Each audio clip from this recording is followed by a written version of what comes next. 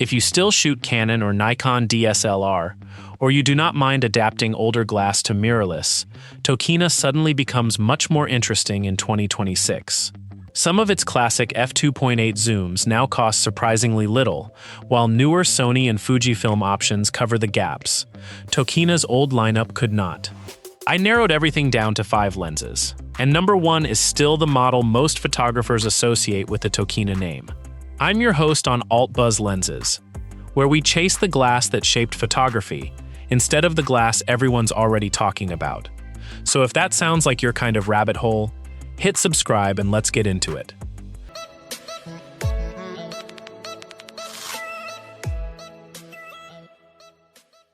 At number 5, we have the Tokina atx-m 56mm f1.4. This is the lens most removed from everything Tokina has historically been known for, and that's exactly the point. No ultra-wide heritage, no legendary reputation carrying it. Just a straightforward question. How cheap does an autofocus f1.4 portrait prime have to become before Tokina becomes impossible to ignore? The answer, it turns out, is cheap enough to embarrass the competition.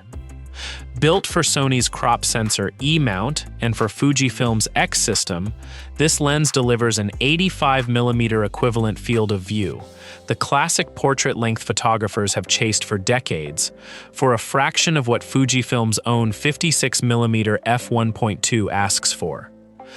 Independent testers have consistently found the center performance sharp enough for real client work, with a fast, quiet focus motor that holds its own even against first-party glass. The lens leans on a clickless aperture ring for video shooters who want smooth exposure pulls rather than stepped clicks, and its light, compact barrel makes it an easy lens to leave mounted for an entire day of shooting without feeling the weight. It also supports in-body stabilization on compatible bodies, which stretches its usefulness into dim rooms and evening events, where a fixed aperture prime would otherwise struggle. The bokeh isn't flawless. Corners soften, chromatic fringing shows up under harsh backlight, and there's no weather sealing to speak of. Third-party autofocus also means occasional firmware quirks as camera bodies evolve, and calibration between lens and body can behave inconsistently depending on the exact camera generation in use. But none of that changes the math. A beginner outgrowing a kit zoom, or a budget-conscious enthusiast chasing shallow depth of field, gets real optical capability here without the first-party tax. It's not the most important lens in this list. It's simply proof that Tokina can still win on price alone, and that's worth starting with. At number 4, we have the Tokina atx-i 11-20mm f2.8. If number 5 was about disruption, this one is about persistence, an old formula that refuses to become irrelevant. Here's the real question for anyone still shooting a Canon or Nikon crop sensor DSLR. Does modern mirrorless competition actually matter to you? For a photographer who already owns the body, glass, and workflow, probably not. Not when this lens delivers a constant f2.8 across an 11-20 range that's genuinely more flexible than its older sibling higher up this list. Landscape shooters gain breathing room at the long end. Astrophotographers keep the wide aperture they need for star fields. Architecture and interior photographers get a lens engineered for internal focusing, which matters when a gimbal or a polarizing filter is in play. The internal zoom and focus design means the barrel never extends, so the front element stays protected and balanced weight never shifts mid-shot. A small detail that matters far more than it sounds once you're panning on a slider or a gimbal rig. A one-touch clutch mechanism also lets shooters snap between autofocus and true manual focus, without hunting through a menu, which video-first users tend to appreciate more than stills shooters ever will. This is not a lens to buy new mirrorless system for. Adapting it means accepting some autofocus compromise, and the case only makes sense if you already own a working adapter and a body that tolerates it gracefully. But for the DSLR shooter who never left, and who can find a clean copy well under its original $500 launch price on the used market, This remains one of the more sensible ultra-wide purchases in Tokina's entire back catalog. It ranks below number 1 only because of what number 1 represents, not because it does the job worse. Before we go further, if you're someone who still finds joy in matching old glass to new sensors, or new glass to old bodies, this channel is basically built for you. Subscribing costs nothing, and keeps these deep dives coming. At number 3, we have the Tokina FiRIN 100mm f2.8 FE macro. And here, the countdown breaks completely from ultra-wide territory. Tokina has quietly built a long history around 100mm macro glass, but this exact Sony full-frame version deserves to stand on its own. The question worth asking is simple. Does an aging third-party macro still make sense when Sony, Sigma, and Tamron all offer newer native alternatives? For photographers who need genuine life-size, one-to-one reproduction, not the close focusing marketing language some lenses use loosely, the answer leans yes. A 100mm macro isn't just for insects and flower petals. It moonlights as a short telephoto for portraits, a product photography workhorse, and a detail lens for anyone shooting food or small-scale commercial work. Working distance is another quiet advantage here. At full magnification, the lens still leaves enough clearance between the front element and the subject that shooters aren't fighting their own shadow or spooking a live subject with the lens barrel. The flat-field optical design also earns mention, since it suppresses the curvature that can make edges of a macro subject fall softly out of focus even when the center is sharp.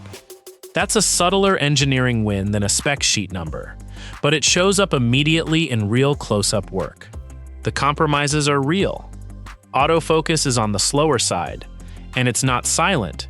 Testers have described the motor as noticeably audible compared to newer designs.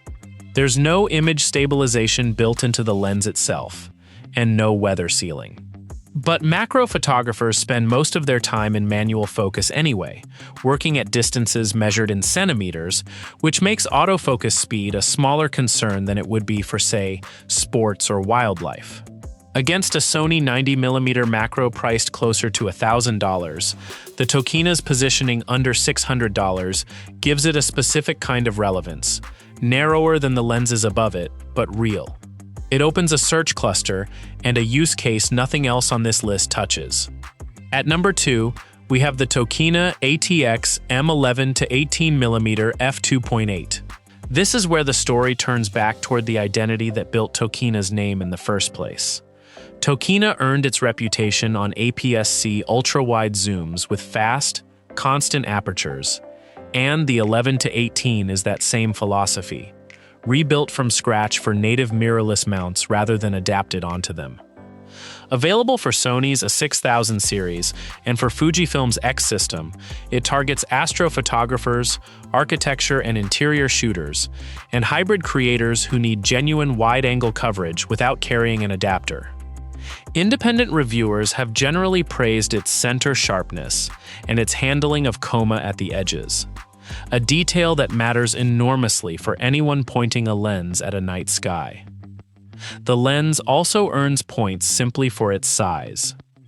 Weighing barely more than a coffee mug and built short enough to disappear into a gimbal rig without throwing off balance, it's become something of a default recommendation for hybrid shooters who want ultra-wide coverage without adding bulk to a travel kit.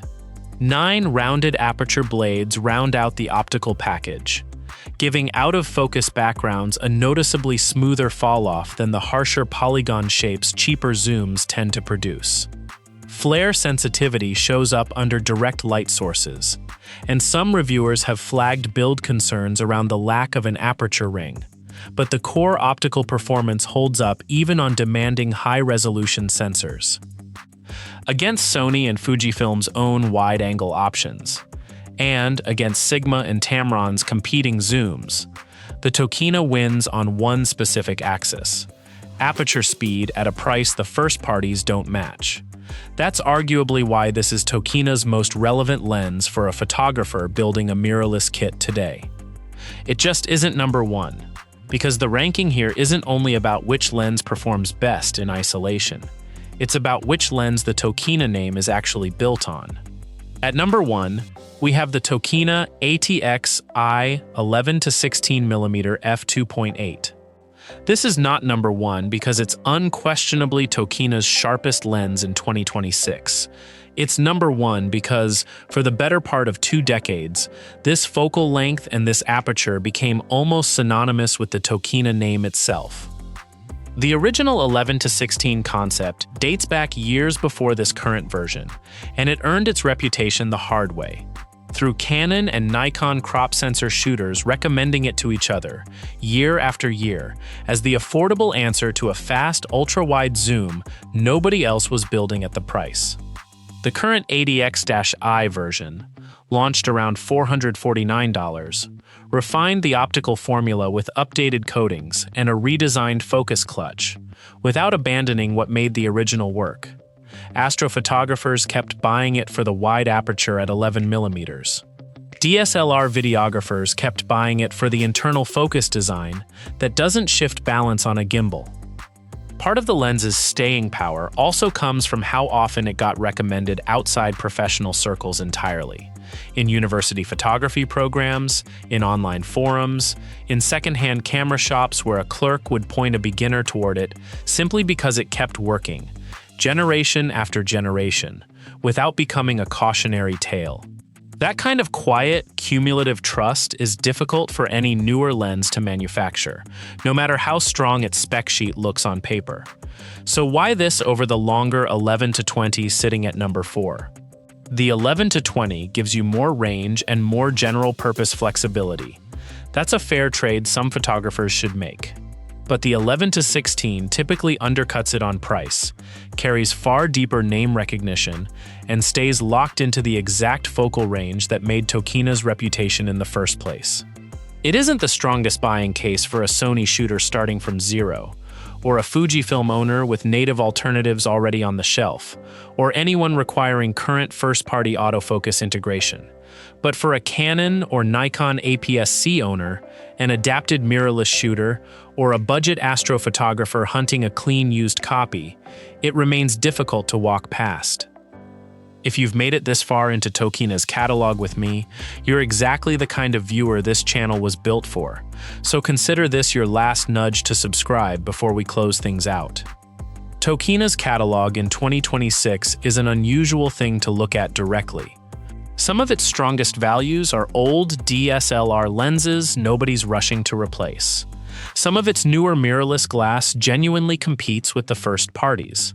Its macro lineup still buys the brand relevance outside wide-angle work entirely. But ultra-wide, fast aperture glass remains the thing Tokina does best, and always has. The 11-16 didn't survive in photographers' memory because it was exotic or expensive. It survived because it solved a real APS-C problem at a price photographers could actually justify. And that is exactly the standard Tokina still needs to be measured against in 2026. So tell me, which Tokina lens earns your number 1? And if you're still running an 11-16 or an 11-20 on a DSLR or an adapted mirrorless body, I want to hear about it below. Glass doesn't expire. It just waits for the right hands to find it again. Until next time, this has been Alt Buzz Lenses.